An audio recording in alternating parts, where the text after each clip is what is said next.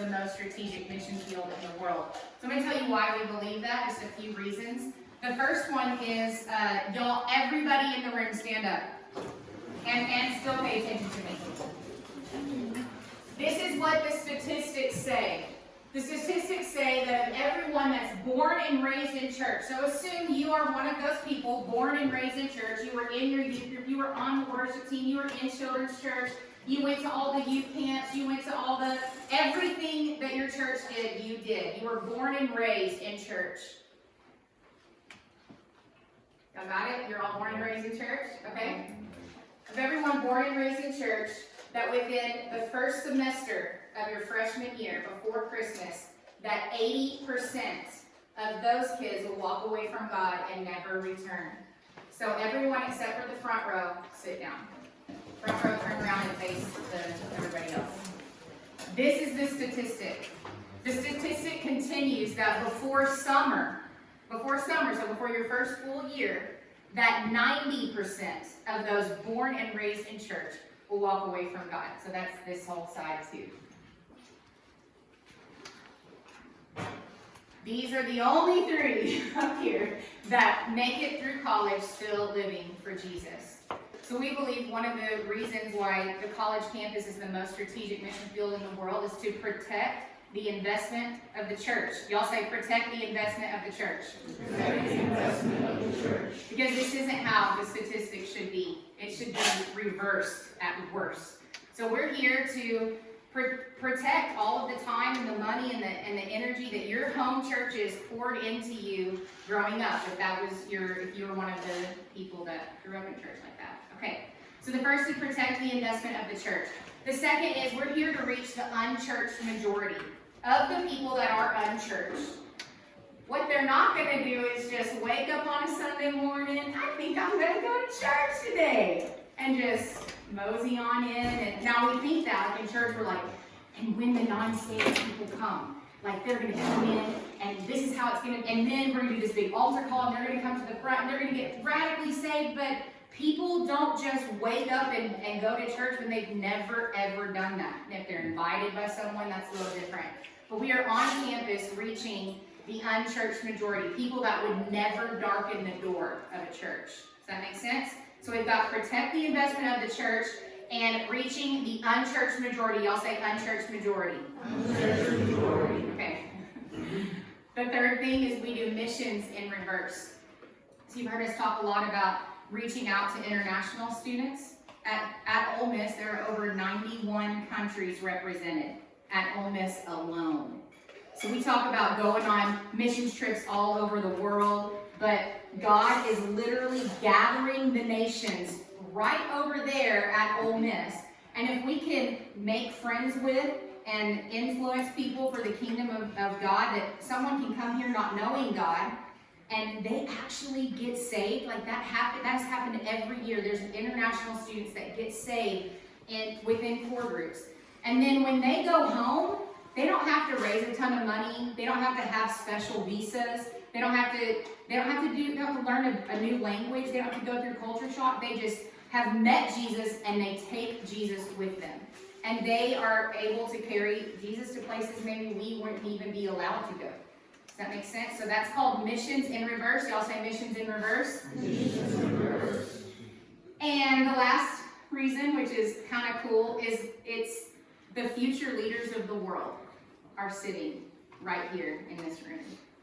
So for international students, the statistics show that 40% of those that study in the United States go back home and become key leaders in their countries. So that's one thing. But every future president, every future governor, every future mayor, every future, politics in general, our future educators, our future doctors and lawyers are studying on a college campus right now.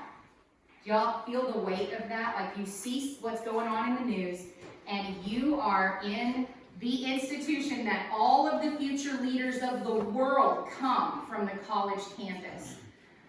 We just looked up recently that over 80% of Mississippi's politicians come from Ole Miss. Over 80%. That's huge.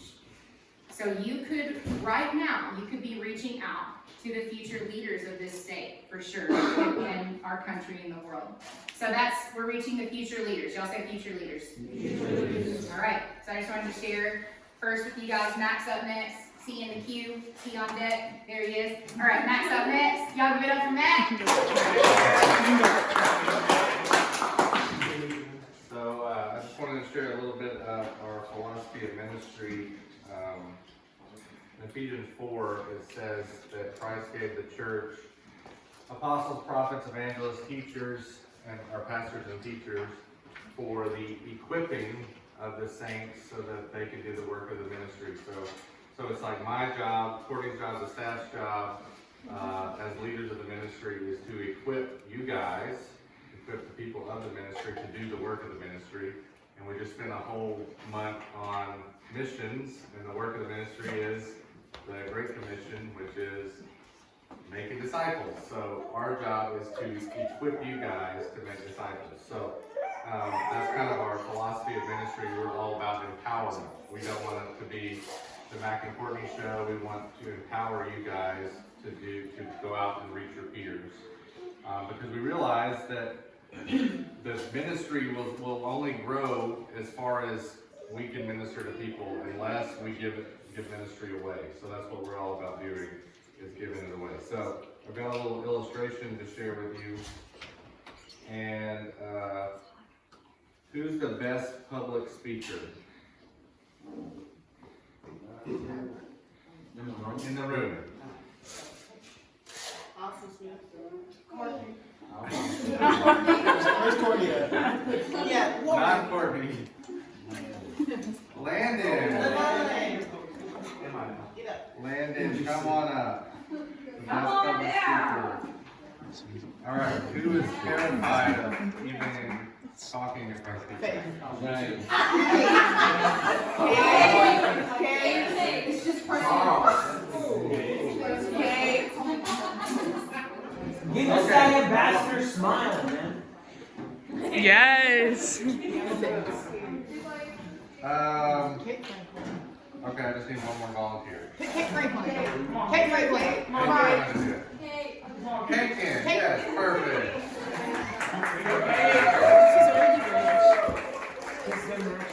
Okay, many of you have heard this illustration before, but I'm going to do it a little differently this time. So, Landon, your title is the Super Evangelist.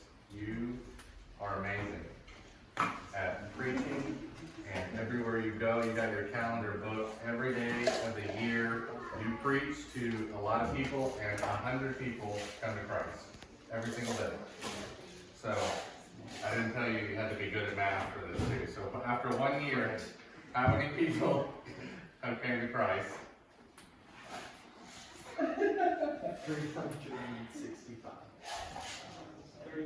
36,500. There you go. And Kate, oh, I forgot. You're anti-touch. Okay, I'll just stand near you. Kate is the faithful discipler, and she reaches just one person per year. One person. So investing her life in one person and training that person to do the exact same thing that she did within the next year. So after 1 year, you've reached, right, and plus you, that's 2. So 2 people to, what's the number? 36,500. 36,500, way behind, Kate, you gotta catch up. All right, so year 2, you got it? Well, after 2 years, which is 100 people a day, how many you got? You got, oh, shoot, fire. I can't do any. You got, you got 73,000. There you go, 73,000, and Kate has reached 4, including herself. Go Kate, faithful disciple. Year 3. Oh, yeah.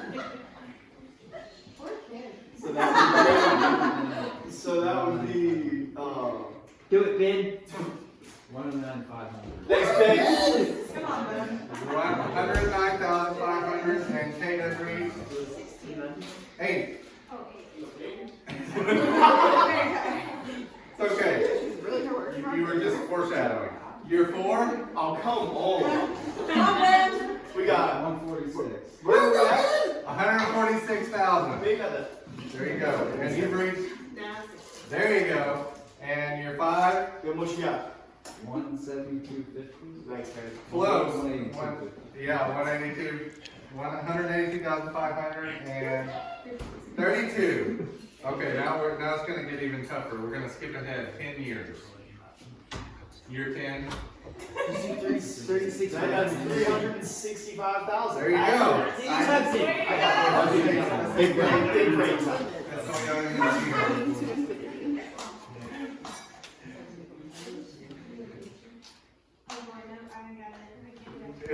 It's 2 to the 10th power. Come on. It's 1,024.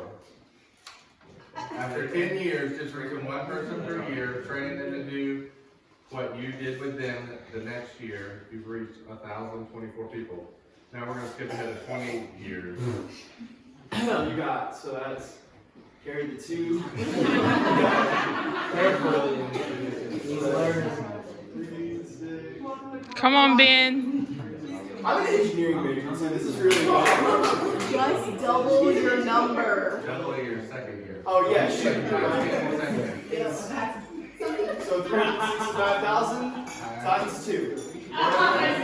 70 or 730,000. Okay, Exactly. 20 years. I'm sorry, I would do math Monday through Friday. There you go. Okay, you're off the clock. I'm not paying you anything.